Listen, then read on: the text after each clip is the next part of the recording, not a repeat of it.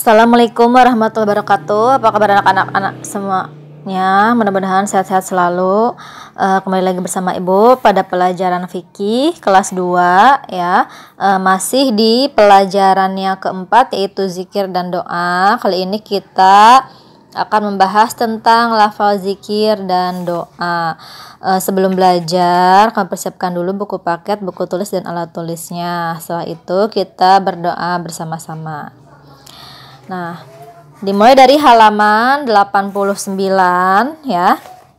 Diingatkan kembali, zikir adalah mengingat Allah dengan menyebut sifat keagungan dan kemuliaan Allah, seperti menyebut kalimat thayyibah berupa tasbih, tahmid dan takbir ya.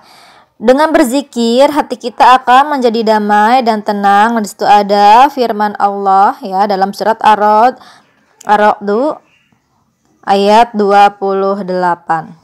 Alladzina amanu wa tatma'innu qulubuhum bidzikrillah, ala bidzikrillah tatma'innul qulub, yang artinya yaitu orang-orang yang beriman dan hati mereka menjadi tentram dengan mengingat Allah. Ingatlah, hanya dengan mengingat Allah hati menjadi tentram ya. Dilanjut halaman 90.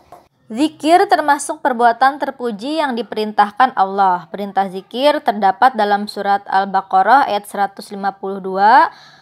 Fadkuruni adzkurkum washkuruli wala takfurun. Yang artinya, maka ingatlah kepadaku, aku pun akan ingat kepadamu. Bersyukurlah kepadaku dan janganlah kamu ingkar kepadaku. Ya. Zikir kepada Allah seyogyanya dilakukan di tempat yang suci, disertai sikap khusyuk dan tawadu. Dengan berzikir kepada Allah, dosa kita akan diampuni walaupun dosanya banyak seperti buih di lautan. Nah, hal tersebut diterangkan Rasulullah dalam hadisnya ya. Nah, di situ bisa dibaca hadisnya sampai halaman 91 dan juga artinya ya. Nah, dibaca saja sendiri ya. Hadis riwayat Muslim nomor 939.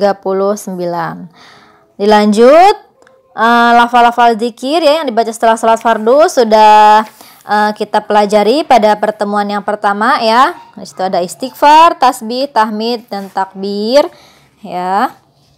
Lalu kita ke halaman 92. Manusia adalah makhluk Allah yang sering berbuat kesalahan, baik disengaja maupun tidak disengaja.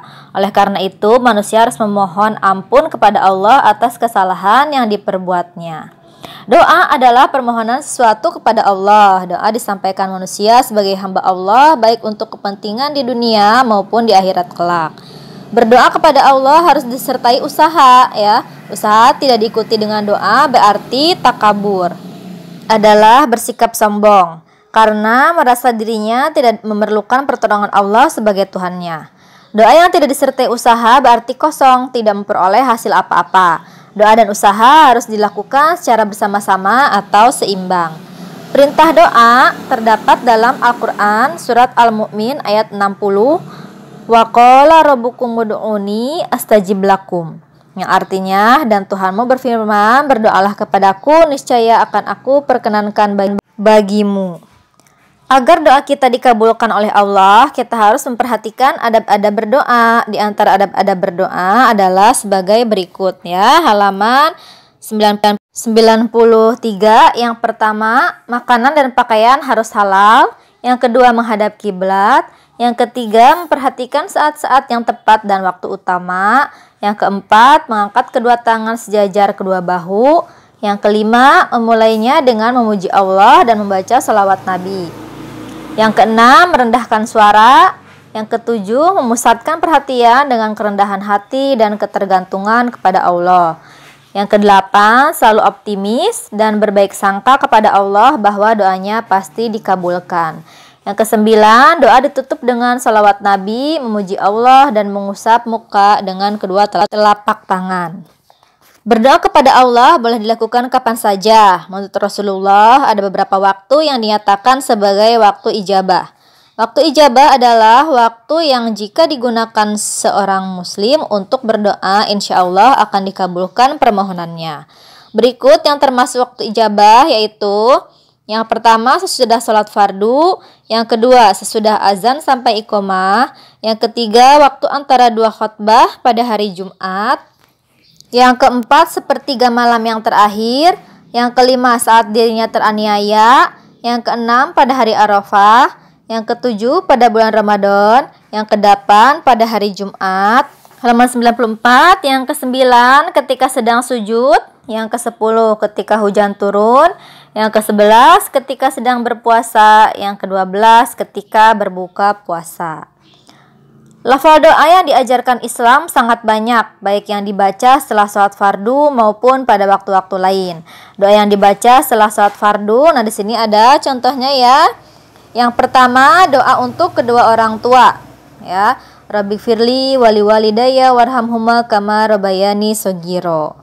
Artinya, ya Tuhanku, ampunilah dosaku dan dosa kedua orang tuaku, serta sayangilah mereka berdua sebagaimana mereka memelihara aku sejak kecil. Lalu yang kedua, doa kebahagiaan dunia dan akhirat. Robbana atina fid dunya hasanah wa fil akhirati hasanah wa qina adzabannar. Yang artinya, ya Tuhan kami, berilah kami kebahagiaan di dunia dan kesejahteraan di akhirat, dan dihindarkanlah kami dari siksa api neraka. Lalu yang ketiga, doa menjadi anak pandai. Robbi zidni ilman warzuqni fahman. Yang artinya, ya Tuhanku, karuniakanlah kepadaku ilmu dan kecerdasan. Lalu halaman 95 ya. Doa agar tidak memiliki sifat buruk. Robbana la tuzigh qulubana ba'da idh hadaytana wa hab lana min ladunka rahmatan innaka antal wahhab. Yang artinya, ya Tuhan kami, janganlah Engkau condongkan hati kami kepada kesesatan sesudah Engkau berikan petunjuk kepada kami. Berilah kami karunia dari sisi-Mu. Sesungguhnya Engkaulah yang Maha Pemberi. Nah, itu contoh doa-doa ya setelah salat fardu. Oke, cukup sekian dari Ibu. Jika masih ada yang belum mengerti, silahkan ditanyakan kembali. Cukup sekian. Nanti ada tugas ya di akhir video. Wassalamualaikum warahmatullahi wabarakatuh. Untuk tugas pertemuan yang kedua ya, pengetahuannya latihan dari nomor 1 sampai nomor 5. Soal dan jawaban ditulis di buku paket. Kirim di Google Classroom atau WA ya.